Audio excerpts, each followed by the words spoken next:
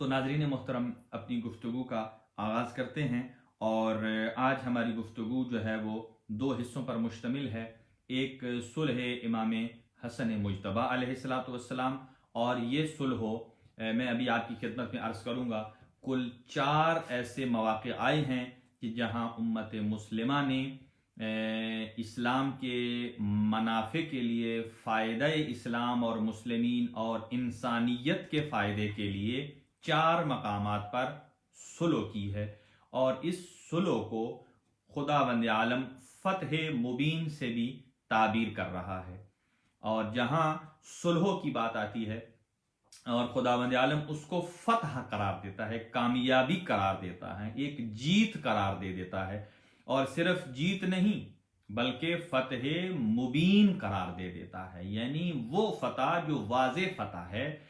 देख लीजिए कि जंगे बदर फतह हुई, अल्लाह ताला ने सिर्फ कहा कामयाबी है। जंगे अहज़ाब फतह हुई, सिर्फ कहा कामयाब है। जंगे हुनैन फतह हुई, कहा सिर्फ कामयाबी है। और ऐसे ही जंगे खैबर फतह हुई, सिर्फ कामयाबी है। बाकी तमाम फुतूहात पर कहा ये फतह है, लेकिन जहां तलवार नहीं चली, जहां सिर्फ कलम चला है, जहां सिर्फ ना खून बहा है बल्कि इंसानियत के खून को महफूज रखने की खातिर हजरत मोहम्मद मुस्तफ़ा सल्लल्लाहु अलैहि वसल्लम ने जो सुलह नामा तहरीर फरमाया है उसको अल्लाह फ़तह मुबीन से ताबीर कर रहा है। इसका मतलब यह है कि मकतब अहले बैत जो है, मकतब अहले बैत, ये मैं पहले हर गुफ्तगू में ये पहले चंद मिनटों में ज़रूर कहा करता हूँ कि अपने अज़हान, जिनके अज़हान में कुछ और महफूज है वो अपने अज़हान को दुरुस्त कर लें, इसलिए कि मकतब अहले बैत ताकत का मजहब नहीं है, जोर का मजहब नहीं है, तशद्दुद और शिद्दत का मजहब नहीं है, बल्कि अमन और आश्ती का मजहब है। बल्कि यूं कहूं कि मकतब तशय्यो जो है वो जुनून का मजहब नहीं है जिसमें इंसान के जज्बात भड़क जाएं, जनून में आ जाए, जो काम कर ले वो इस्लाम कहलाता है। ना, कतअन मकतब अहले बैत में, यानी इस्लाम अहले बैत में, मैं यूं कहूं इस्लाम अहले बैत में ना शिद्दत पाई जाती है, ना ही जज्बातियत पाई जाती है और ना ही जनून पाया जाता है, बल्कि मकतब इस्लाम, मकतब अहले बैत का जो इस्लाम है वो उसूल का मजहब है। जज्बात का मजहब नहीं है, जोर का मजहब नहीं है, शिद्दत का मजहब नहीं है, किसी पर धूस जमाने का मजहब नहीं है, बल्कि अमन का मजहब है, आश्ती का मजहब है, दोस्ती का मजहब है, अपनी आवाज को धीमा रखने का मजहब है और बल्कि यूं कहूं कलम के साथ मुआमलात को सुलझाने का मजहब है, टेबल टॉक का मजहब है, मैदान का मजहब नहीं, मेहराब का मजहब है, जंग का मजहब नहीं, अमन का मजहब है, सुलह का मजहब है। और बल्कि यहां बड़ा कीमती नुक्ता अर्ज करूं आपकी खिदमत में कि नाज़रीन मोहतरम, कुरान में एक सूरा मुबारका है, नून वल कलम वमा यस्तरून। अल्लाह नून की कसम खा रहा है और कलम की कसम खा रहा है। कलम से लिखा जाता है और जो चीज लिखी जाती है वो मैदान में नहीं लिखी जाती, वो टेबल पर लिखी जाती है, वो किसी से एग्रीमेंट किया जाता है, बातचीत के जरिए से जो सुलह की जाती है, जो शराइत तय की जाती हैं, उनको कलम से लिखा जाता है। और यहां मैं अर्ज करूं मकतब अहले बैत क्यों, ये मकतब अमन का मकतब है, इसलिए कि इसमें सुलह मौजूद है जिसको फ़तह मुबीन कहा गया है और सुलह हुदैबिया को लिखने में कलम का किरदार है। और कुरान मजीद में आपको कलम के नाम का सूरा मिलेगा लेकिन कभी तलवार के नाम का सूरा नहीं मिलेगा। यह आप जाकर तहकीक कर लीजिए कुरान मजीद में। बहुत शुक्रिया सैयद मोहसिन अब्बास साहब। कुरान मजीद में कलम का सूरा है, नून वल कलम वमा यस्तरून, लेकिन तलवार का सूरा नहीं। इसका मतलब क्या है कि इस्लाम कलम को पसंद करता है, कलम की कसम खा रहा है और उन सत्रों की कि जो कलम लिखता है, अब नहीं मालूम ये कलम कौन सा है, किसके हाथ में था, वो सतरें क्या थी, किसने लिखी थी, इसलिए दुनिया कातिब वही किसी और को कहती है, जबकि रसूल ने कोई सनद लिखवानी हो तो हजरत अली से लिखवाते हैं। तो यहां ये बात भी वाज़ेह हो जाती है, कातिब वही उसे कहा जाता है कि जो जिस पर वही नाजिल होती है साहिब वही के साथ साथ रहे। इसलिए कातिब के इल्म में नहीं है कब जिब्राइल आ जाए, कब अल्लाह की तरफ से वही आ जाए। मैं हर वक्त आमादा रहूं लिखने के लिए, लेकिन सुलह हुदैबिया के मौका पर जब जिब्राइल आयात मजीदा फतह मुबीन कर लेकर आए, तो आप मुझे ये बताइए, क्या इन्ना फतहना लक फतहन मुबीना की ये आयत नहीं है? यकीनन आयत है, कुरान का हिस्सा है। तो अगर किसी ने इसको लिखना था, कातिब वही था, तो लिखा क्यों नहीं? ये आयत कब आई है? ये फतह मुबीन के मौका पर आई है, सुलह हुदैबिया के मौका पर, जिस सुलह हुदैबिया की तहरीर को हजरत अली इब्न अबी तालिब अलैहिस्सलातु वस्सलाम ने लिखा है। इसका मतलब यह है कातिब वही हजरत अली इब्न अबी तालिब अलैहिस्सलातु वस्सलाम है, कोई और कातिब वही नहीं है। इसलिए वही को लिखता वही है कि जो जुबाने वही समझता है। और एक और जुमला अर्ज करूं, वही को वही लिख सकता है जिसने जुबाने साहिबे वही को चूसा हुआ हो। वो जानता है कि हिकमत क्या है और वही किस लबो लहजे में आई है। इसलिए ये जो आप टेक्स्ट लिखते हैं, चाहे इंग्लिश का हो या उर्दू का हो, उसमें कोई कामा आता है, कहीं कॉमा है, कहीं डबल कॉमा है, कहीं फुल स्टॉप है, कहीं आपने स्पेस देना है, कहीं स्पेस नहीं देना है। तो हर एक जितने भी ये अलामात होती हैं, ये बताती हैं कि पढ़ने वाला उस अंदाज से पढ़े, कहने वाले ने जिस अंदाज से कहा है। अगर फुल स्टॉप है, इसका मतलब यह है पढ़ने वाले ने यहां सेंटेंस को कंप्लीट कर दिया। अगर कॉमा है, इसका मतलब है ये कंटिन्यू है। और ये सारी, और ये उसे ही मालूम हो सकती हैं कि जो साहिबे वही का राजदार हो। और साहिबे वही का राजदार सिर्फ हजरत अली इब्न अबी तालिब की जाते गिरामी है। तो मैं अर्ज कर रहा था कि इस्लाम ना लड़ाई का मजहब है, मकतब अहले बैत, ना शिद्दत का मजहब है, बल्कि ये सुलह और अमन का मजहब है, जिसको हजरत इमाम हसन मुज्तबा अलैहिस्सलातु वस्सलाम ने भी तज़किरा इसको सुलह में तब्दील किया है। अलबत्ता दो मौजू मेरे पेश नज़र हैं। एक मौजू तो आज का है जो कि जंग बदर है। अलबत्ता मैं प्रेफर करूंगा कि मैं उसको आपकी खिदमत में पेश करूं।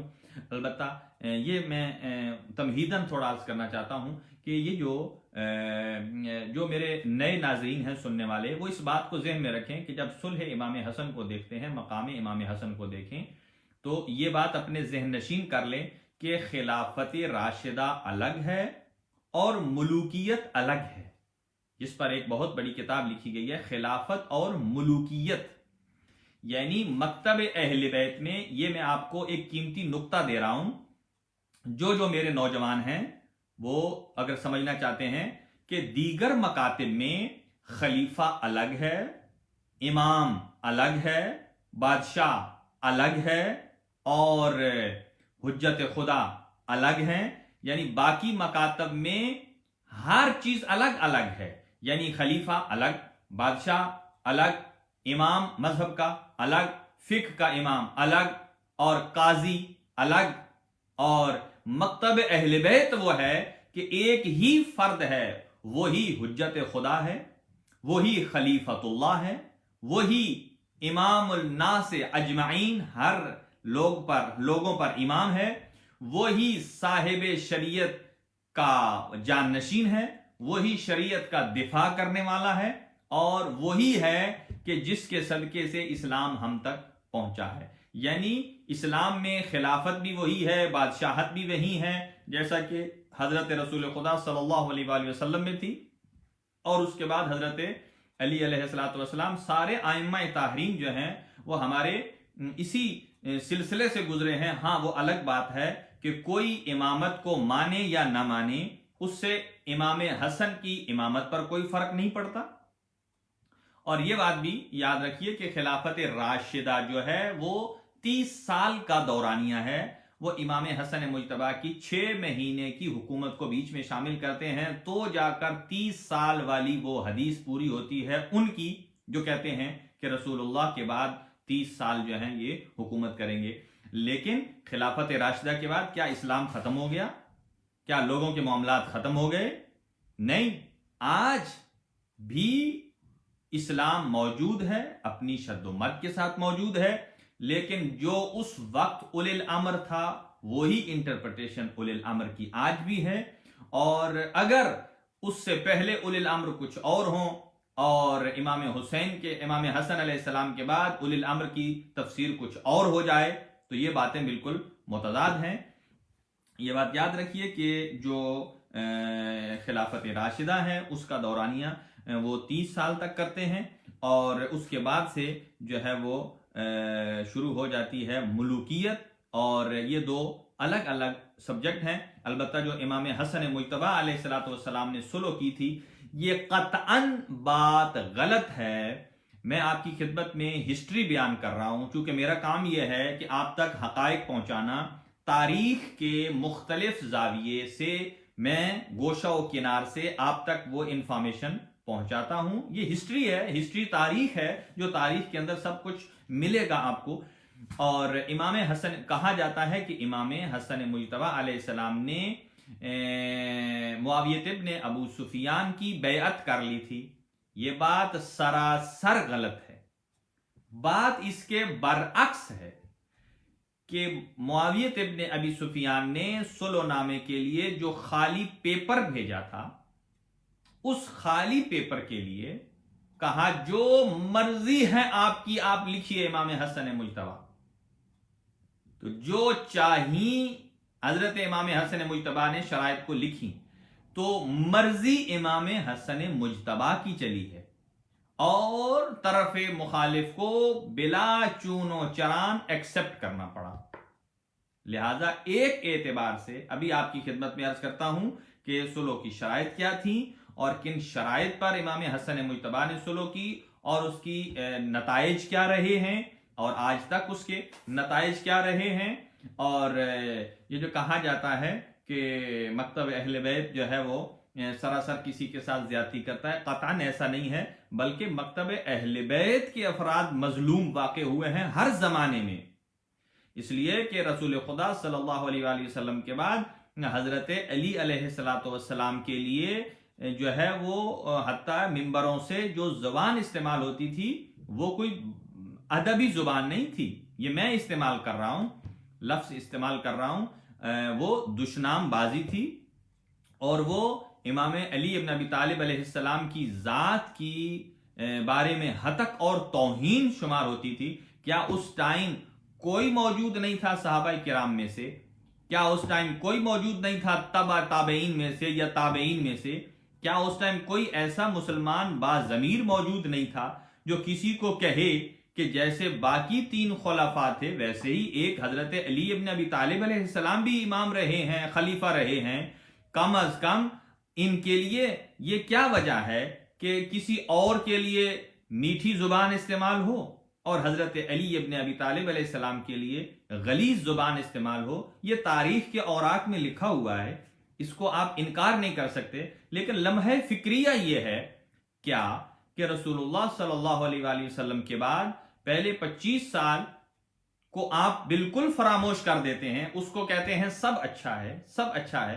لیکن حضرت علی علیہ السلام کے زمانے میں جب آپ کو جنگوں میں الجھا دیا جاتا ہے اور آپ کے خلاف جو زبان استعمال کی جاتی ہے انتہائی غلیظ زبان استعمال کی جاتی ہے، تو کیا کوئی نہیں تھا کسی کو روکنے والا؟ اگر وہ کاتب وحی تھا تو پھر لوگوں کو سمجھنا چاہیے کہ کاتب وحی کو معلوم ہوتا ہے کہ قرآن میں کون کون سی آیت ایسی ہے کہ جو اس شخص کے بارے میں ہے جسے میں اپنی گالم گلوچ کا نشانہ بنا رہا ہوں۔ اس میں تو علامہ فخر الدین رازی جو ہیں، جن کو امام المشککین کہا جاتا ہے، امام المشککین اس لیے کہا جاتا ہے، قرآن مجید میں جو بھی آیت آتی ہے اس کے بارے میں وہ مختلف اقوال لکھ دیتے ہیں کہ یہ بھی کہا جاتا ہے، یہ بھی کہا جاتا ہے۔ کوئی اچھے بھلے سیدھے سادے ذہن والا آدمی بھی جو ہے وہ اگر فخر الدین رازی صاحب کی تفسیر کو پڑھ لے، ابن کثیر کو، تو وہ شک میں پڑ جاتا ہے کہ اس آیت کا یہ مطلب ہے یا وہ مطلب ہے، یہ مطلب ہے یا وہ مطلب ہے۔ لیکن بعض آیات صریحہ کو جو تقریباً 365 کے لگ بھگ آیات ہیں، یہ تو انہوں نے بھی لکھ دیا کہ یہ آیات حضرت علی ابن ابی طالب علیہ السلام کی شخصیت کے ساتھ مخصوص ہیں۔ اب مجھے بتائیے، وہ 365 آیات کا شان نزول حضرت علی علیہ السلام کی شان میں ہے، تو اس کا مطلب یہ ہے جو حضرت علی کی توہین کر رہا ہے، اس کا مطلب یہ ہے وہ قرآن کی 365 آیات کی توہین کر رہا ہے۔ جو قرآن کی ایک آیت کی توہین کرے وہ دائرہ اسلام سے خارج ہو جاتا ہے، چہ جائے کہ جو 365 آیات کی توہین کرے، کیا وہ اسلام کے اندر رہنے کا حقدار ہے یا نہیں ہے؟ اسی چیز کو مد نظر رکھتے ہوئے حضرت امام حسن مجتبی علیہ السلام نے ان میں سے ایک شرط یہ رکھی تھی کہ جس صلح نامے کے شرائط میں سے ایک شرط یہ تھی کہ میرے بابا علی ابن ابی طالب علیہ السلام کی شان میں جو گستاخی کی جاتی ہے وہ گستاخی بند کر دی جائے۔ آئیے اب میں جنگ بدر تو آپ کی خدمت میں پیش کروں گا، لیکن ابھی چونکہ یہ ایک سلسلہ بن گیا ہے تو اس ترتیب کو میں جاری اور ساری رکھتا ہوں۔ اب سنیے گا، ایک بات، کچھ مقدمتاً باتیں ہیں جو میں اپنے سننے والوں کی نظر کرنا چاہوں گا کہ ہمارا عقیدہ ہے کہ ہمارے امام ہیں 12، معصوم ہیں 14، یہ جتنے ادوار آئے ہیں، ہر امام علیہ السلام کا اپنا دور آیا ہے، تو کسی امام نے سلو کی ہے، کسی امام نے دعا کے ساتھ اپنے وقت کو گزارا ہے، امام سجاد، کسی نے امام حسین علیہ السلام نے کربلا کے میدان کو میں وہاں گئے ہیں، اور امام باقر اور امام صادق علیہ السلام نے علم کے میدان کو سجایا ہے، امام کاظم علیہ السلام کو قید میں رکھا گیا۔ ہر امام کا جو دور ہے، یہ بات یاد رکھیے کہ دور مختلف ہو سکتے ہیں لیکن ہر امام کی پالیسی ایک ہی ہے، چونکہ وہ پالیسی امام کی ذاتی نہیں ہے، اسلام کی پالیسی ہے، رسول اسلام کی پالیسی ہے اور اللہ کی پالیسی ہے۔ یہ میں کیوں عرض کر رہا ہوں، میں تھوڑا سا اور اسے کھولتا ہوں اپنے نوجوانوں کے لیے، اور وہ یہ ہے، یہ بات یاد رکھیے کہ اگر میں نے کہا ہے کہ ادوار جو ہیں، ائمہ کے ادوار میں تضاد ہے مگر کردار میں تضاد نہیں ہے۔ تضاد مطلب کیا ہے؟ کنٹرڈکشن، کہ اگر امام حسین علیہ السلام کے زمانے میں امام حسن ہوتے تو وہی کام کرتے جو امام حسین علیہ السلام نے کیا تھا، اور اگر امام سجاد علیہ السلام کے زمانے میں امام حسین ہوتے تو وہی کام کرتے امام حسین جو امام سجاد علیہ السلام نے کیا، اور اگر امام صادق علیہ السلام امام حسن کے زمانے میں ہوتے تو وہ بھی وہی کام کرتے جو امام حسن علیہ السلام نے کیا تھا۔ یعنی کردار ائمہ میں کوئی تضاد نہیں ہے، بلکہ دور مختلف ہیں۔ ہر دور کے تقاضے کے مطابق ہر امام نے جو عمل کیا ہے وہ عین حق ہے اور اسلام کے عین مطابق ہے، تعلیمات قرآن و اہل بیت کے 100% موافق ہے، اس لیے کہ قرآن صامت کی حقیقی جو تشریح کی جاتی ہے اور جس نے کرنی ہے وہ یہی حجت خدا ہے۔ تو ائمہ کے ادوار میں تضاد ہے، دور مختلف ہیں، کسی امام کا دور کی حکمت یہ تھی، کسی امام کے دور کی حکمت یہ تھی، بلکہ یوں کہوں کہ حضرت رسول خدا صلی اللہ علیہ وآلہ وسلم کے زمانے میں دونوں چیزیں موجود ہیں۔ آپ نے میدان جنگ کو بھی سجایا اور آپ نے صلح بھی کی۔ اس کا مطلب یہ ہے جب امام فرماتے ہیں، رسول خدا فرماتے ہیں کہ حسن مجھ سے ہے میں حسن سے ہوں، یا فرماتے ہیں حسین مجھ سے ہے میں حسین سے ہوں، اس کا مطلب یہ ہے کہ جو کردار امام حسن علیہ السلام کا کردار الگ تھا جس میں آپ نے اسلام کے لیے صلح کی، اور امام حسین علیہ السلام کا کردار مختلف تھا جس میں آپ نے دین کی بقا کے لیے جنگ کا اقدام کیا، تو یہ دونوں چیزیں ایسی ہیں کہ جو رسول اللہ کی زندگی میں موجود ہیں۔ صلح حدیبیہ امام حسن کی تعصیب میں اور پیروی میں، اور اس میں امام نے پیروی کی اور وہ کردار نظر آیا۔ رسول اسلام کے کردار کے بعد امام حسن کا کردار صلح حدیبیہ کی شکل میں نظر آتا ہے، اور رسول اللہ کی زندگی میں جو جنگیں ہوئی تھیں ان میں جہاں کمپرومائز نہیں تھا وہاں آپ نے امام حسین علیہ السلام کا کردار جو ہے اس میں رسول اللہ کا کردار نظر آتا ہے. اب دیکھ لیجئے میں آپ کی خدمت میں وہ ماحول پیش کرتا ہوں کہ جس ماحول پر امام حسن مجتبی علیہ السلام نے صلح کی تھی. یہ شرائط آپ اپنے ذہن میں رکھیے اور پھر میں انشاءاللہ آپ کے پاس آتا ہوں اس کے لیے جنگ بدر کے عنوان سے. چونکہ میرے پاس وقت ہے میں جلدی اس کا خلاصہ کروں گا. اور لشکر کی تیاریاں امام حسن مجتبی اپنے بابا کے بعد. یہ بات یاد رکھیے کہ جنگ بدر جو میں کہہ رہا ہوں یہ جنگ بدر کا تذکرہ انتہائی ضروری ہے. کیوں ضروری ہے آپ پوچھیں گے کیا بات ہے کیوں ضروری ہے؟ وہ ایک زمانے میں تھی چلی گئی نہیں. اس جنگ بدر کے بعد جو اسلام کی پہلی جنگ تھی وہی ایک سبب بنی ہے کہ جس کی وجہ سے قریش نے مخالفین نے مشرکین قریش نے حضرت علی ابن ابی طالب علیہ السلام سے بدلہ لیا ہے. آپ کے گھر میں جناب فاطمہ الزہرا سلام اللہ علیہا کی توہین کی ہے اور وہاں ان جملوں کا اظہار ہوا. اور پھر کربلا میں واقعہ کربلا میں بھی اس کا اظہار ہوا. اس لیے کہ جب حضرت علی علیہ السلام کے گھر میں جناب فاطمہ زہرا سلام اللہ علیہا کی جب توہین کی گئی تو اس وقت ایک شخص نے شام میں خط لکھا. کس کو؟ اسی کو معاویہ ابن ابی سفیان کو خط لکھا. کہا اور کس بات کے بعد خط لکھا کہ جب حضرت فاطمہ الزہرا سلام اللہ علیہا کی شان میں گستاخی کی گئی. کہا آج ہم نے علی سے جنگ بدر کا بدلہ لے لیا. یہ جملہ کیا بتاتا ہے؟ یہ جملہ بتاتا ہے وہ لوگ کہ جن کی پرانی رشتہ داریاں تھیں حالت اسلام سے پہلے زمانہ جہالت میں وہ ان رشتہ داریوں کو بھی پال رہے تھے اور چونکہ جنگ بدر میں ان کے بڑوں کو اسلام کی طرف سے حضرت علی علیہ السلام نے ہی جو ہے وہ تمام کیا تھا تو وہ بار بار یہ کہتے تھے آج ہم نے علی سے بدلہ لے لیا آج ہم نے علی سے. اور ایک نے یہ جملہ لکھا کہ ہم نے جنگ بدر کا بدلہ علی سے لیا. کس طرح کہ علی نے ہمارے مردوں کو مارا تھا اور العیاذ باللہ اور ہم نے خواتین سے بدلہ لے لیا ہے. یعنی زوجہ حضرت علی ابن ابی طالب علیہ السلام. کتنے نازیبا الفاظ ہیں یہ. ایسے الفاظ کی اسلام میں گنجائش نہیں ہے. اور پھر جب کربلا میں جب امام حسین علیہ السلام کی شہادت ہوئی تو اس وقت بھی وہ لوگ جو خوشیاں منا رہے تھے خوشیاں مناتے انہوں نے کہا کہ آج ہمارے جگر ٹھنڈے ہوئے ہیں کہ ہم نے بدر کا بدلہ لیا اور لاشوں کو پامال کیا. اور پھر اگلی بات کہ جب ان اسیران اہل بیت کو جب یہ قافلہ کبھی کوفہ کبھی شام جب جاتا تھا ان بازاروں میں مصائب نہیں پڑھ رہا ہوں میں صرف ایک حقیقت کو آپ کی خدمت میں پیش کر رہا ہوں. وہاں خود ابن منظر کی روایت ہے. ابن منظر امام سجاد علیہ السلام سے یہ کہتا ہے آقا آپ نے سنا ہے ہم نے آپ کے لیے وہاں مشکل حالات گزرے ہیں.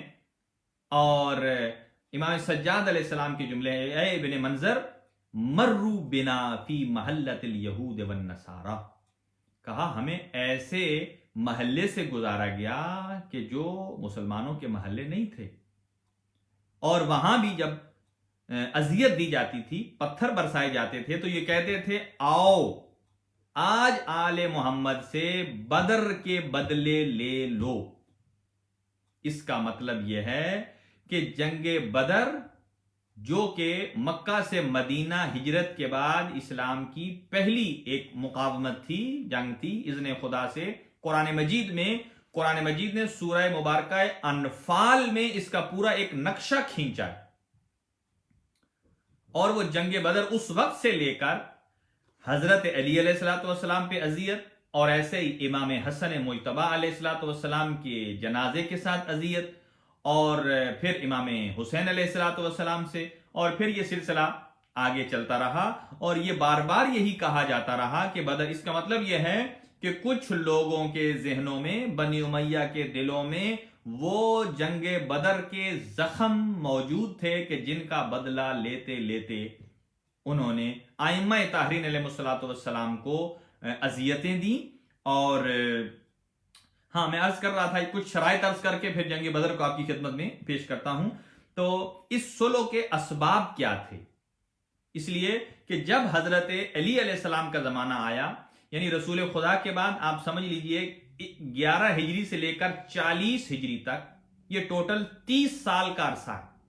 اس میں سے 5 سال آخری 35 سال سے لے کر 40 ہجری تک، 35 سے لے کر 40 ہجری تک خلافت اور امامت حضرت علی علیہ السلام کی تھی، اور اس سے پہلے کے جو 25 سال ہیں وہ خلفاء کے تھے، اور وہی 25 سال جو تھے حضرت علی علیہ السلام نے اسلام کی خاطر، دین کی خاطر اور حرمت اسلام اور قرآن کی خاطر رسول اللہ کی وصیت کے مطابق خاموشی اختیار کی۔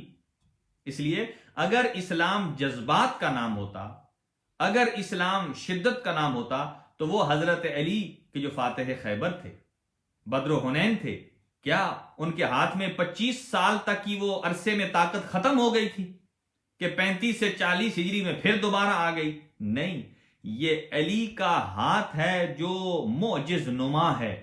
یہ اگر چلتا ہے تو وصیت مصطفیٰ پہ چلتا ہے، اگر رکتا ہے تو فرمان مصطفیٰ پہ رکتا ہے۔ جو اللہ اور اس کا رسول اور قرآن کہتا ہے علی اس پر عمل کرتے ہیں۔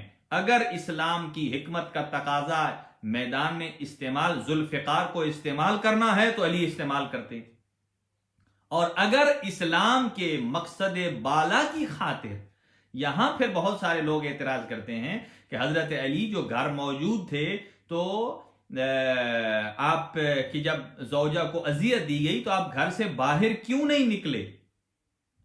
یہ ون سائیڈڈ سوال ہے میرے دوستو، میں اس کا جواب دے دے کر تھک گیا ہوں، لیکن ایک سوال یہ ہے کہ جب علی ابن ابی طالب گھر موجود تھے تو جو باہر سے آنے والے اذیت دینے والے اگر مرد تھے، یہ وہی تھے کہ جن کو اسلام نے خیبر میں عورت کہا ہے۔ اگر مرد تھے تو ان کو مقابلہ مرد سے کرنا چاہیے تھا، حضرت علی ابن ابی طالب سے مقابلہ کرتے، لیکن ان کا خواتین پر حملہ کرنا یہ بتاتا ہے کہ یہ وہ اسلام نہیں ہے کہ جو رسول اللہ نے اسلام دیا ہے، یہ وہ اسلام نہیں ہے۔ انہوں نے تو خواتین کے مقام کو پامال کیا ہے، اور جو اسلام اہل بیت ہے وہ خاتون کو مقام دیتا ہے، اور خاتون کو اتنا مقام اور اتنی عزت اور اتنی آبرو دیتا ہے، کہا کہ خاتون پر جنگ بھی نہیں ہے، وہ گھر میں رہے، اور اگر کہیں پائی جائے تو خاتون کے ساتھ دست درازی کرنا یا وہاں تک جانے کی جسارت کرنا بھی اسلام میں جرم شمار ہوتا ہے۔ لہذا اسلام نے خاتون کو ایک بہت اہمیت دی، اتنا مقام دیا ہے کہ سیدت و نساء العالمین کا مقام جو ہے وہ مردوں سے بھی زیادہ ہے، جو دیگر معصومین کے علاوہ ہیں ان سے بھی جناب فاطمہ الزہرا سلام اللہ علیہا کا مقام بلند ہے۔ اور ائمہ طاہرین کا یہ قول کہ باقی دنیا پر جب مشکل بنتی ہے تو وہ ہمیں وسیلہ بناتے ہیں، اور ہم اہل بیت پر اگر کوئی مشکل بنتی ہے تو ہم اپنی جدہ فاطمہ الزہرا سلام اللہ علیہا کو اللہ کی بارگاہ میں وسیلہ بناتے ہیں۔ تو دیکھ لیجئے، تو آخری جو 5 سال ہیں حضرت امیر کے، ان میں جنگوں میں الجھایا گیا۔ جنگ نیروان تھی، جنگ صفین تھی، جنگ جمل تھی، اور جتنے صحابہ تھے اور حضرت علی علیہ السلام کے ماننے والے تھے، اور وہ انہوں نے جنگ سے تھک ہار گئے، اور کیفیت یہ تھی کہ وہ ورشکستہ ہو چکے تھے۔ تو یہاں صلح کے اسباب، ایک سبب جو ہے پہلا کہ اگر امام حسن علیہ السلام صلح نہ کرتے تو کیا ہوتا؟ کہا رومیوں نے مسلمانوں کے داخلی انتشار سے جو تھا فائدہ اٹھانے کے لیے جنگ کی تیاری شروع کر دی تھی، اور امام محمد باقر علیہ السلام ارشاد فرماتے ہیں کہ اگر امام حسن مجتبی صلح نہ کرتے تو اسلام کو خطرہ تھا، صرف کوفے کو نہیں، صرف مدینے کو نہیں، صرف شام کو نہیں، اسلام کو خطرہ تھا۔ یہ جملہ وہی جملہ ہے کہ جو حضرت علی کی پالیسی تھی کہ اسلام کی خاطر کہ جسے تا قیامت جانا ہے، چند افراد کے 1 2 3 کارناموں کی وجہ سے اسلام کو سرنگوں نہیں ہونے دیتی یہ ہستیاں، چاہے ان کی اپنی جان چلی جائے۔ وہ اور ہیں کہ جو اپنی اسلام کو قربان کرتے ہیں اپنی جان بچانے کے لیے، لیکن یہ اہل بیت وہ ہیں کہ جو اسلام کی سربلندی کے لیے اپنی جان کو قربان کر دیتے ہیں، تو مقصد اعلیٰ ہوتا ہے۔ تو امام محمد باقر فرماتے ہیں اگر امام حسن صلح نہ کرتے تو اسلام کو خطرہ تھا، اور تاریخ یعقوبی نے بھی لکھا کہ امام حسن علیہ الصلوۃ والسلام صلح کے بعد معاویہ ابن ابی سفیان کو رومیوں کے ساتھ بھی صلح کرنی پڑی، روم کے ساتھ بھی صلح کرنی پڑی، اور اس صلح میں کیا طے ہوا کہ سالانہ 1,00,000 دینار 1,00,000 دینار دینے کا پابند ٹھہرایا رومیوں نے، کس کو؟ معاویہ ابن ابی سفیان کو، اور ان کے ہاں یہ شرائط چلتی رہی، رومیوں کو باقاعدہ سالانہ 1,00,000 دینار دیتے رہے، ادھر معاملہ درست رہا۔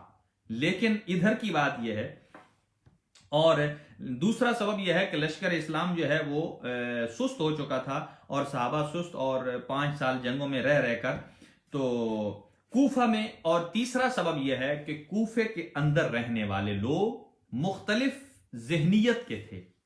ان میں سے شیخ مفید علیہ الرحمہ کے مطابق، شیخ مفید جو ہیں، یہ میری ریسرچ ہے، شیخ مفید علیہ الرحمہ نے کہا کہ 5 قسم کے لوگ اور 5 قسم کے مائنڈ کوفہ میں رہتے تھے، سنیے گا، اور امام حسن مجتبی ابھی تک کوفہ میں ہی موجود ہیں، چونکہ حضرت امیر المومنین نے جو دارالخلافہ بنایا تھا وہ کوفہ ہی کو بنایا تھا، اور انشاءاللہ آگے آنے والے ایام میں، حضرت امیر کائنات کے ایام میں ہم اس پر پوری تفصیل سے ڈسکس کریں گے کہ امام علی علیہ السلام نے اپنے جو کیپٹل تھا اسلامی مملکت کا، اس کو مدینہ سے کوفہ کیوں شفٹ کیا۔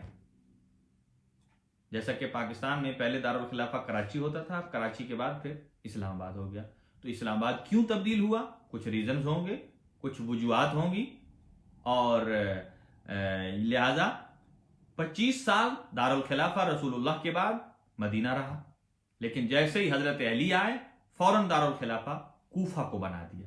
کیوں بنایا؟ یہ حکمت علی جانتے ہیں، انشاءاللہ آئندہ آنے والے ایپیسوڈ میں آپ کی خدمت میں پیش کیا جائے گا۔ تو شیخ مفید فرماتے ہیں کہ کوفہ میں 5 قسم کے افراد موجود تھے جن کے ذہنیت تھی۔ پہلی، وہ لوگ کہ جو امام کے خالص شیعہ تھے، ان کی پوری ایک لسٹ بھی ہے، اگر کوئی لینا چاہتا ہوگا تو میں اس کو دے بھی دوں گا، کوفہ میں کون کون سے جو اصلی امام علی علیہ السلام اور امام حسن مجتبی کے شیعہ تھے، فالوورز تھے، جو امام کے قول پر، امام کے فرمان پر جان دینے کے لیے آمادہ تھے اور تیار تھے۔ ایک کردار۔ دوسرا، خوارج۔ کون خوارج؟ جن سے حضرت علی نے جنگ نہروان کی تھی، خوارج سے تھی۔ اور یہ کون لوگ تھے؟ یہ بھی معاویہ ابن ابی سفیان سے لڑائی کرتے تھے، لیکن کیوں لڑائی کرتے تھے؟ کیا یہ کوئی حضرت علی کے طرفدار تھے؟ نہیں۔ پھر کیوں لڑائی کرتے تھے؟ کہا کہ یہ بغض معاویہ کی وجہ سے حضرت علی کے ساتھ مل کر جنگ کرنا چاہتے تھے، اس لیے کہ ان کے اپنے مقاصد تھے، وہ ان کے اپنے مقاصد تھے، وہ چاہتے تھے کسی طریقے سے امام حسن مجتبی قیام کریں اور ہم ان کے ساتھ مل جائیں اور ہم وہ بدلہ لیں، اس لیے کہ جو معاویہ ابن ابی سفیان کے ساتھ ان کی مخالفت تھی، کہا ہم ان سے، وہ امام علی اور امام حسن مجتبی کے ہمدرد نہیں تھے، ان کے اپنے مقاصد تھے۔ 2 قسم کے ذہن ہو گئے۔ تیسرا ذہن، وہ جو اس لیے جنگیں کرتے تھے، پروفیشنل لوگ تھے کہ مال غنیمت مل جائے، اس لیے کہ صدر اسلام سے لے کر بہت سارے لوگ ایسے تھے جو جنگ میں جاتے ہی مال غنیمت کے لیے تھے۔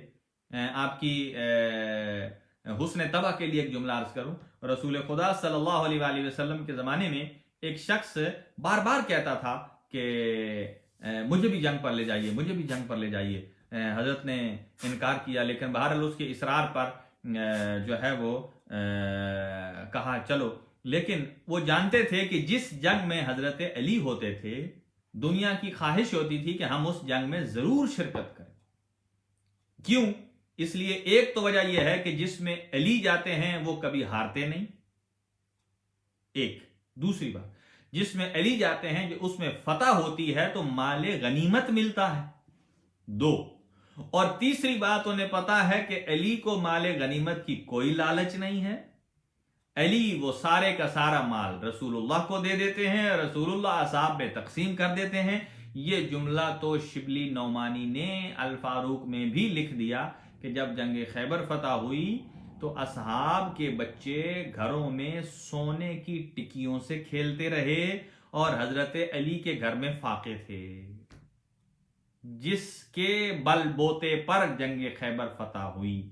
तो क्यों जाते थे? अच्छा, वो सहाबी जो हैं वो जाने लगे और कहा ठीक है आप चले जाइए, और जब वापस आए तो जंग जीत चुके थे तो उनके हिस्से में एक गधा आया, गधा जानवर जो सवारी मिली, तो उन्होंने आकर सबके लिए फख्र किया कि मैं तो, खैर वो तो पीछे पीछे थे, जो आगे आगे होंगे उनके लिए आला क्वालिटी का माल है, जो पीछे पीछे रह जाते हैं, जो खादिम होते हैं, खिदमतदारी करते हैं, वो पीछे पीछे उनको छोटा छोटा माल मिलता है। और इनको एक गधा मिला, वापसी पर आए तो वो कह रहे थे मैं तो गया ही इसलिए था कि मुझे कोई गधा मिल जाए, इसलिए कि मेरी जिंदगी में आज तक मैंने कोई सवारी रखी नहीं है। मैंने कहा है कि चलो इस साल एक जंग कर लेते हैं और माले गनीमत के तौर पर कुछ मिल जाएगी, सवारी मिल जाएगी। तो कहा मेरी जंग का मतमय नजर सिर्फ और सिर्फ गधा था जो मैंने सवारी के लिए लेना था। अब मुझे बताइए, जो मैदान में जाए ही गधे की इंतजार और गधे की लालच में, तो फिर इसका मतलब यह है जब वो गधे पर सवारी करेगा तो इसका मतलब यह है कि वो इसम बा मुसम्मा हो गया।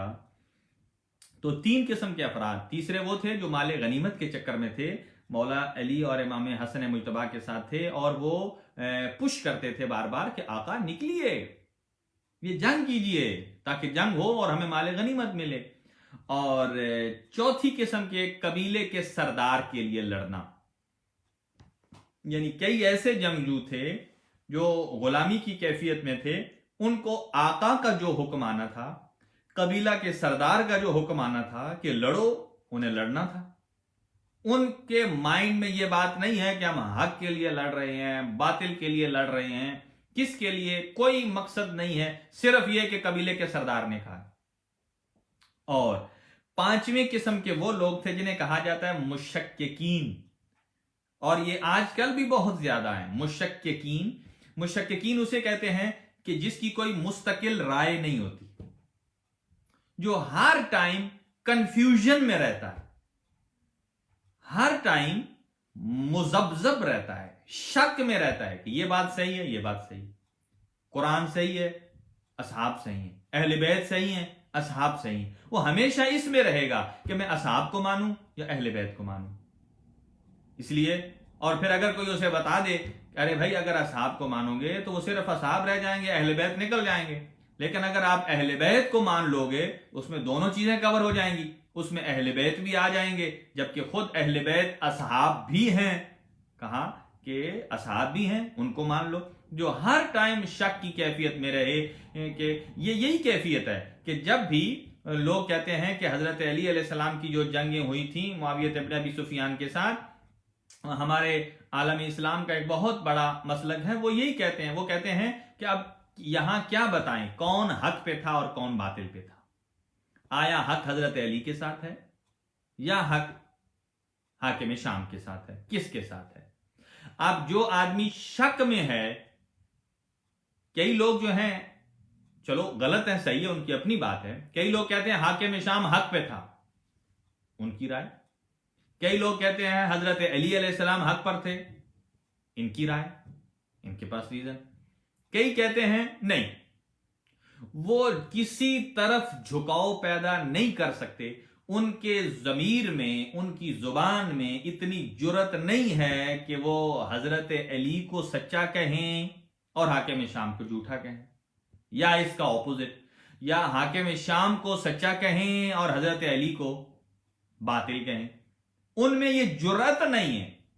तो मेरे दोस्तों, जिस आदमी के अंदर हक और बातिल के फर्क की जुर्रत नहीं है तो उसका जमीर मुर्दा हुआ करता है, उसका जमीर जिंदा नहीं है। جیسا کہ یہاں آپ کو آپشن دیا جاتا ہے کسی کام میں، جیسا کہ ابھی لاک ڈاؤن میں آپ کو آپشن دیا جاتا ہے کہ آپ اگر ضروری کام سے باہر جا سکتے ہیں یا ابھی 11 آج کے بعد سے آپ باہر جا سکتے ہیں، لیکن ساتھ ساتھ یہ بھی کہہ دیا گیا ہے کہ اپنی حفاظت کے ذمہ دار آپ خود ہیں۔ اب وہ ڈانوا ڈول ہے، گھر بیٹھوں باہر جاؤں، گھر بیٹھوں باہر جاؤں۔ کسی ایک چیز پر انسان کے پاس ایک دلیل ہونی چاہیے، لاجک ہونی چاہیے۔ تو جن آدمی کے ضمیر مردہ ہیں، جو لوگ فیصلہ نہیں کر سکتے کہ علی حق پر ہیں یا حاکم شام، وہ پتہ ہے کیا کہتے ہیں؟ وہ کہتے ہیں کہ ہمارے اکابر نے یہ کہا ہے کہ آپ یہاں اپنی زبان کو بند کر لیں۔ کیا مطلب؟ اپنی زبان کو بند کر لیں، اس کا مطلب یہ ہے کہ آپ کسی کو نہ حق کہیں اور نہ باطل کہیں۔ آپ کی زبان اپنی جگہ مبارک، اپنی جگہ بند، لیکن یہ بات یاد رکھیے، آپ کی زبان بند ہو سکتی ہے لیکن علی کے معاملے میں رسول اللہ کی زبان کھل جاتی ہے۔ آپ کی زبان بند ہو جاتی ہے لیکن حضرت علی کی حقانیت کے بارے میں رسول اللہ کی زبان کھل جاتی ہے، اور جو رسول کی زبان ہے وہ اللہ کی زبان ہے۔ اللہ اسے اپنا عمل قرار دے رہا ہے۔ رسول کے قول کو اللہ اپنا قول، رسول کے عمل کو اللہ اپنا عمل قرار دے رہا ہے۔ جب آپ کی زبان بند ہوتی ہے تو رسول اللہ کی زبان کھل جاتی ہے۔ وہ فرماتے ہیں الحق مع العلی والعلی مع الحق، کہ حق علی کے ساتھ ہے اور علی حق کے ساتھ ہے۔ پھر صرف یہیں تک نہیں فرماتے، جو آپ کے ذہن میں بات پوشیدہ ہے حضور اس کو بھی نکالتے ہیں۔ پھر فرماتے ہیں کہ اللہم ادر الحق حیث ما دار۔ رسول اللہ پھر دعا فرماتے ہیں۔ دعا کا مطلب کیا ہے؟ اگر تو آپ ہیں مسلمان، اگر تو آپ ہیں مسلمان اور مسلمان کا ایمان ہے کہ رسول خدا جو دعا کرتے ہیں اللہ قبول کرتا ہے، اور اگر آپ یوں فرماتے ہیں نہیں رسول اللہ نے دعا کی لیکن اللہ نے قبول نہیں کی، تو پھر آپ کا رسالت میں شک ہے۔ تو جو رسالت میں شک ہے، پھر اس پر یہ بات آنے سے پہلے ہی کہ وہ علی حق پر ہیں یا کوئی اور حق پر ہے، وہ پہلے سے خود ہی باطل پر چلا جاتا ہے۔ اس لیے کہ رسول اللہ کی جس کو زبان پر اعتبار نہیں، بھروسہ نہیں، تو پھر اس کے دین پر کوئی بھروسہ نہیں۔ اس لیے سارے کا سارا دین، سارے کا سارا اسلام یہ مرہون منت ہے اعتماد لسان رسالت پر۔ رسالت نام ہی، ایمان نام ہی کس بات پر ہے کہ رسول اللہ کی زبان پر ہمیں اعتماد ہے۔ اب دیکھ لیجئے، حدیث قدسی الگ، وہ بھی اللہ کا کلام، قرآن الگ۔ یہ کس نے آپ کو بتایا کہ یہ حدیث قدسی الگ ہے اور یہ آیت، یہ چیزیں قرآن کا حصہ ہیں؟ کس نے؟ رسول اللہ نے بتایا۔ یہ امانت رسالت ہے۔ آپ فرماتے ہیں رسول اللہ نے دعا فرمائی اللہم ادر الحق حیث ما دار، اے اللہ تو حق کو ادھر لے جا جدھر علی جائے۔ اس کا مطلب یہ ہے، چلیں خطابت کا جملہ ہے، آپ نے نعرہ حیدری لگا دیا ہے تو میں بھی کہہ دیتا ہوں کہ حق کو ادھر لے جا جدھر علی جائیں۔ اس کا مطلب ہے علی حق کا بھی امام ہے۔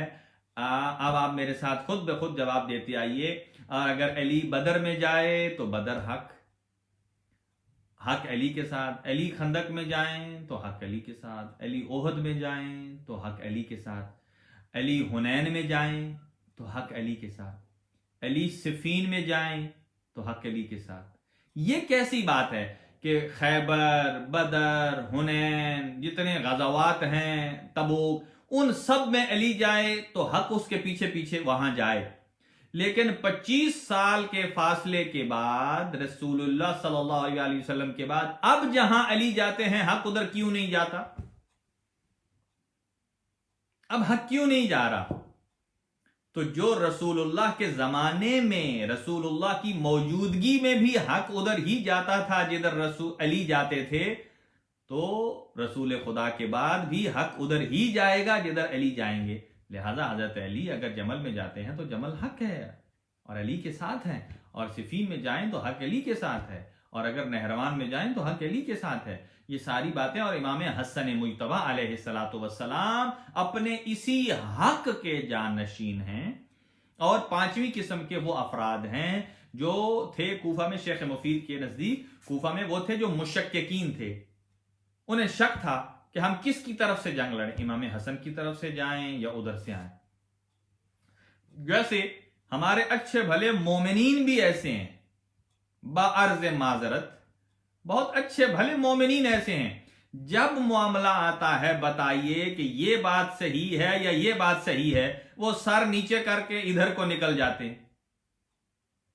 قوت فیصلہ نہیں ہے، میں اسے قوت فیصلہ کہوں یا منافقت کہوں، جو کوفیوں میں تھی وہ کیا تھا کہ جب بھی یہ موقع آئے کہ یہ بات صحیح ہے، یہاں آپ بات کیجئے، اپنی رائے کا اظہار دیجئے، وہاں تو آپ کرتے نہیں، لیکن مشککین اور منافقین کی طرح اگر کوئی معاملے کے بعد کوئی باتیں کرے تو یہ وہی صفات ہیں جو اہل کوفہ کی تھیں، کوفی لا یوفی۔ لہذا مشککین ایسے تھے، وہ کس کی طرف سے جائیں ان کو معلوم نہیں تھا۔ وہ کہتے ہیں اگر امام حسن کی طرف سے جائیں گے تو حاکم شام کے بندے ہمیں اذیت دیں گے اور وہ ہمیں نقصان پہنچائیں گے، اور اگر ہم ادھر سے جاتے ہیں، لیکن حق تو جانتے تھے کہ امام حسن مجتبیٰ کے ساتھ ہے، پھر ہم جنت سے محروم رہ جائیں گے، جناب سیدہ کی شفاعت سے محروم رہ جائیں گے۔ وہ کہتے تھے اب کدھر جائیں ہم، اگر فقیر حاکم شام کے ساتھ جاتے ہیں تو جنت سے گئے، دوزخ مقدر، دنیا میں مال مل جائے گا، دنیا میں کوئی اذیت نہیں کرے گا، لیکن آخرت میں جنت سے محروم۔ لیکن اگر ہم جاتے ہیں امام حسن مجتبیٰ کے ساتھ، جنت تو ملے گی لیکن دنیا میں معاویہ نہیں چھوڑے گا، اس کے کارندے نہیں چھوڑیں گے، وہ پکڑ کر اذیت کریں گے۔ یہ ایسے مشککین تھے۔ تو ایسی صورت میں امام حسن مجتبیٰ علیہ السلام نے، میں بس اپنے اختتام پر ہوں آج کی گفتگو میں، امام حسن مجتبیٰ نے اس کیفیت میں ایک اعلان کیا، سنیے گا۔ اب آپ کے بیک گراؤنڈ ذہن میں آ گیا کہ امام حسن مجتبیٰ کس کیفیت سے دوچار تھے۔ اب امام نے اعلان کیا، خطبہ دیا، اور اس میں خطبہ میں ارشاد فرمایا، یا ایھا الناس، اے لوگو، کیا تم آج میرے ساتھ ویسے ہی دین کو دنیا پر ترجیح دو گے جیسے صفین میں تم نے دی تھی؟ یہ جملہ کیوں کہا حضرت نے؟ اس لیے مثال صفین کی کیوں دی، نہ جمل کی دی، نہ نہروان کی دی، صفین کی دی۔ کہا آج جیسے، اس کا مطلب ہے کہ جو مولا علی کے ساتھ صفین میں تھے انہوں نے دین کو ترجیح دی تھی دنیا پر، اور جو معاویہ بن ابی سفیان کے ساتھ چلے گئے تھے انہوں نے دنیا کو ترجیح دی تھی دین پر۔ امام حسن مجتبیٰ نے فرمایا، اے لوگو، کیا تم آج میرا ساتھ دے کر تم اپنے دین کو دنیا پر فوقیت دینا چاہتے ہو، کرو گے؟ ابھی تک کوئی جواب نہیں آیا تھا پبلک کی طرف سے، وہ ہوں ہاں مشککین میں تھے۔ پھر حضرت نے ایک اور جملہ کہا معاویہ بن ابی سفیان نے صلح کا تقاضا کیا ہے جو کہ میری شان کے خلاف ہے، تو تم تلواریں نیام سے باہر نکالو گے یا صلح کرو گے؟ یہ امام علیہ السلام کا خطبہ تھا۔ تلواریں نیام سے نکالو گے یا صلح کرو گے؟ تو سب نے یک زبان ہو کر کہا، البقاء البقاء البقاء، کہ ہمیں باقی رہنا ہے، ہمیں صلح چاہیے، ہمیں جنگ نہیں چاہیے، بس ہمیں اس کیفیت میں۔ جب ایسا ہوا تو پھر امام حسن مجتبیٰ نے معاویہ بن ابی سفیان کی طرف سے جو آیا شرائط کا، تو اپنے جد بزرگوار امام رسول خدا صلی اللہ علیہ وآلہ وسلم کی پیروی کرتے ہوئے امام نے جو صلح نامے کی شرائط لکھی، بس میں صرف شرائط پڑھوں گا، ٹائم تھوڑا ہے، دعا بھی مانگنی ہے۔ پہلی شرط یہ تھی کہ کتاب خدا اور سنت رسول کے مطابق عمل ہوگا، پہلی شرط یہ تھی۔ اب ایک ایک شرط پر ڈسکس ہو سکتی، اس کا مطلب یہ ہے کہ امام حسن بتانا چاہتے تھے کہ آج سے پہلے نہ قرآن پر عمل ہو رہا ہے اور نہ سنت رسول پر عمل ہو رہا ہے۔ اور دوسری شرط یہ تھی کہ یزید کو اپنا جان نشین مقرر نہیں کرے گا، کون؟ معاویہ ابن ابی سفیان۔ تیسری شرط یہ تھی کہ میرے بابا اور مومنین، امیر المومنین علی علیہ السلام پر سب اور شتم نہیں کی جائے گی۔ چوتھی شرط یہ تھی کہ کوفے کا جو بیت المال ہے وہ مستثنا ہوگا، وہ میرے اختیار میں ہوگا۔ اور پانچویں شرط یہ تھی کہ 3 لاکھ درہم سالانہ امام حسن مجتبی کو دیا جائے گا. کس لیے؟ شیعیان حیدر کرار کی مالی معاونت کی خاطر. اور چھٹی شرط یہ تھی کہ بنی ہاشم کو عطیات میں بنی عبد الشمس پر ترجیح دی جائے گی. یعنی بنی عبد الشمس جو تھے ان کو عطیات زیادہ نہیں بلکہ بنی ہاشم کو ترجیح دی جائے گی. اور ساتویں شرط یہ تھی کہ جو امیر المومنین کے ماننے والے جنگ جمل اور صفین میں مولا علی کے ہم رکاب اور ان کی طرف سے ہو کر لڑے تھے اور جو شہید ہو گئے تھے ان شہیدوں کی اولاد کو 10 لاکھ درہم تقسیم کیا جائے. اس لیے ان کی ازواج ہیں، بیوائیں ہیں، ان کے بچے ہیں، ان کی تعلیم ہے، سروائیول ہے، زندگی گزارنے کا 10 لاکھ درہم ان میں تقسیم کیے جائیں. اور 8واں، اہل کوفہ اور شیعیان علی کی جان امان میں ہو ہر جگہ، چاہے وہ شام میں ہو، کوفہ میں ہو، مدینہ میں ہو، مکہ میں ہو. اور 9ویں شرط یہ تھی کہ اہل بیت اطہار کے ساتھ کوئی خفیہ یا اعلانیہ بدسلوکی نہیں کی جائے گی. ناظرین محترم، آج ہماری گفتگو یہیں پر سٹاپ ہوتی ہے. کل انشاءاللہ پھر یہیں سے آگے بڑھیں گے. اور جنگ بدر رہ گئی ہے. انشاءاللہ آپ سورہ انفال کا مطالعہ کیجیے آج، اور انشاءاللہ کل سورہ انفال کو ہم بدر آپ کی خدمت میں پیش کریں گے. اور یہ 5 اور کل سے انشاءاللہ شب ضربت کی مجالس بھی برپا ہوں گی. یعنی کل سے لے کر 21 رمضان المبارک تک انشاءاللہ مجلس کے بعد ذکر مصیبت بھی، گفتگو تقریر کے بعد، درس تفسیر قرآن کے بعد انشاءاللہ العزیز ذکر مصیبت بھی ہوگا.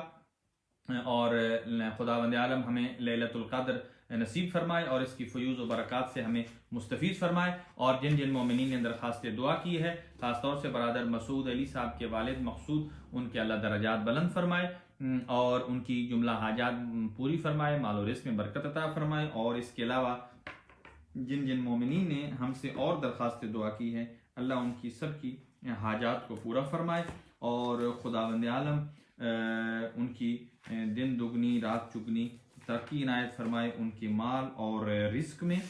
اور خاص طور سے جو ہے وہ برادر رضا صاحب جو ہیں ان کے والدین، اور واصف حسین صاحب کے والد مرحوم فیروز خان مرحوم، خدا ان کے درجات بلند فرمائے. اور برادر واصف حسین صاحب کی والدہ اور ان کی ہمشیرہ کو شفائے کامل و عاجل عطا فرمائے. ایسے ہی صغیر گوری صاحب نے درخواست دعا کی ہے. برادر نثار چودھری صاحب ہیں، شیراز بٹ صاحب ہیں، جی اللہ آپ کی توفیقات میں اضافہ فرمائے. علی وارث ہیں، جی اللہ پروردگار عالم آپ کو سوائے غم شبیر کے کوئی غم عطا نہ فرمائے. حسن مہدی صاحب ہیں، مہدی عباس صاحب ہیں، سید اکبر بخاری صاحب ہیں، اور سید اخلاق صاحب ہیں، سید جابر عباس صاحب ہیں، اور برادر احمد رضا صاحب ہیں، اور سید احمد علی صاحب ہیں، آغا سید اطہر کاظمی صاحب ہیں، اور قبلہ اختر حدیث صاحب کو اللہ شفا عطا فرمائے. اور بچہ دلاور حسین رفیق اور عباس رحیم بیمار ہیں، اللہ ان کو شفا کامل و عاجل عطا فرمائے. سید ثاقب صاحب ہیں، آغا عابد کاظمی صاحب ہیں، آپ کے جی عابد کاظمی صاحب کے والدین کے لیے التماس دعا ہے، خداوند عالم ان کی مغفرت فرمائے اور ان کے سسر اور ان کی ساس کو بھی مغفرت فرمائے. اور ایسے ایک درخواست دعا ہے، خداوند عالم ان کو اولاد نرینہ عنایت فرمائے، نیک اور صالح فرزند عطا فرمائے.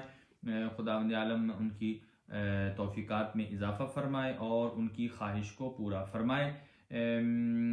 برادر سید علی مظہر اور سید عقیل اور ان کی سید تاثیر کاظمی، حسنین کاظمی اور زین کاظمی، نایاب فاطمہ بیمار ہیں، طیبہ کاظمی، کنیز فاطمہ، سید زاہد کاظمی، اللہ ان کو شفا عطا فرمائے. برادر اسد علی صاحب، جی آپ کی توفیقات میں اللہ اضافہ فرمائے، آپ کی جملہ حاجات کو پورا فرمائے. اور برادر کربلائی صاحب اور ابرار کاظمی صاحب، سید احمد اور ہمارے احمد مووی میکر، خداوند عالم ان کی والدین کی گناہ معاف فرمائے، مغفرت فرمائے. جعفری صاحب کے ہمشیرہ بیمار ہیں، اور نبیل جعفر صاحب کے والدین اور حاجی آصف صاحب کو بھی اللہ صحت و کاملہ عطا فرمائے. اور زینب حسین صاحبہ اور عشرت رضا نے درخواست سے دعا کی ہے، خداوند عالم ان کے مرحومین کی مغفرت فرمائے اور ملک امان اللہ صاحب کو جنت الفردوس میں جگہ عطا فرمائے.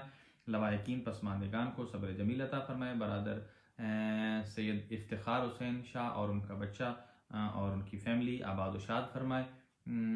اور ایسے ہی ہم غضنفر بخاری صاحب مرحوم کے گناہ معاف فرمائے، ان کی اہلیہ، فیملی، بچے، بیوی اور پوتے پوتیاں، نواسے، سب کو اللہ اپنی حفظ و امان میں رکھے اور ان کی دلی عزائم جتنے بھی ہیں ان کو پورا فرمائے۔ شمیم زیدی صاحب اور ظہیر نقوی صاحب کو بھی صحت عطا فرمائے۔ ہمشیرہ عطر صاحب ہیں اور اسماعیل مغل، چنگیز صاحب، زیب النساء مومنہ ہیں، مظہر علی ہیں، اللہ ان کو شفاء کامل و عاجل عطا فرمائے۔ علی رضا بخاری صاحب جو ہیں اللہ تعالیٰ ان کے والدین کے گناہ معاف فرمائے، ان کی توفیقات میں اضافہ فرمائے۔ ذوالفقار موسیٰ صاحب اور ان کی فیملی، اہلیہ کو صحت اور تندرستی، ان کے والدین کی مغفرت فرمائے۔